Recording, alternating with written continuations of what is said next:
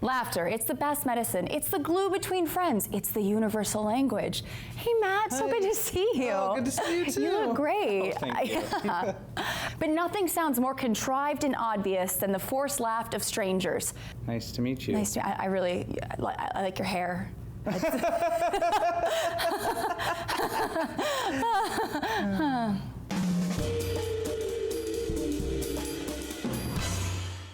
Hey, it's Natalia REAGAN for DNews.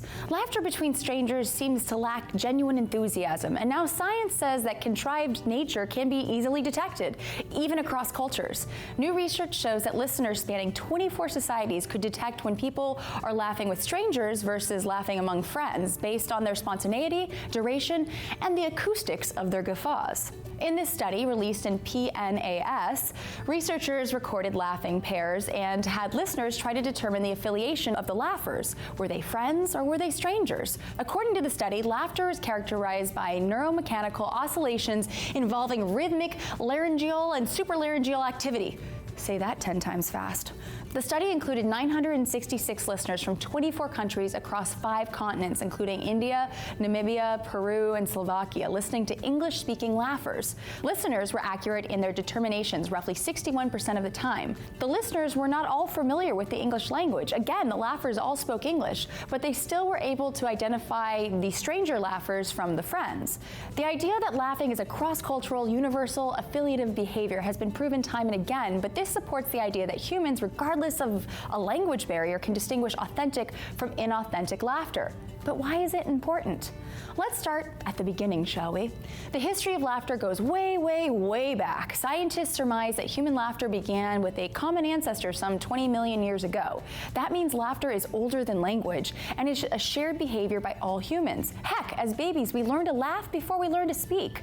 And laughter is an affiliative behavior, meaning it's one that helps form cohesion between individuals of a group. Other affiliative behaviors include touching, hugging, playing, and grooming. Laughter helps forge bonds between individuals, and laughing feels good. Why? That's because it suppresses the release of stress hormones like cortisol while releasing the feel-good hormone dopamine. Evolutionarily speaking, forming affiliative bonds and coalitions was and is vital for survival. Being able to read groups of people from audio cues is important. And even though laughter is often the result of a humorous moment, comedy isn't the only cause for laughter. According to the Encyclopedia of Linguistics, laughter is an integral part of human conversation. Linguistic analysis of conversations have found that laughter often occurs at the end of a talking turn between individuals as an invitation to share in joint laughter.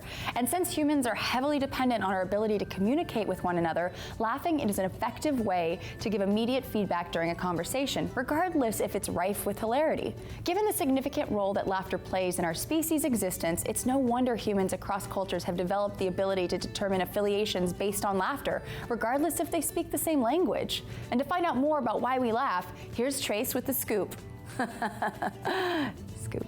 Once you start laughing and smiling, your blood pressure drops, oxygen levels increase, the immune system builds, and the endorphins like oxytocin flood the body. What about you? Have you ever used laughter to communicate with someone who doesn't speak your own language? Test it out and tell us how you did in the comments below, and be sure to subscribe for DNews every day of the week.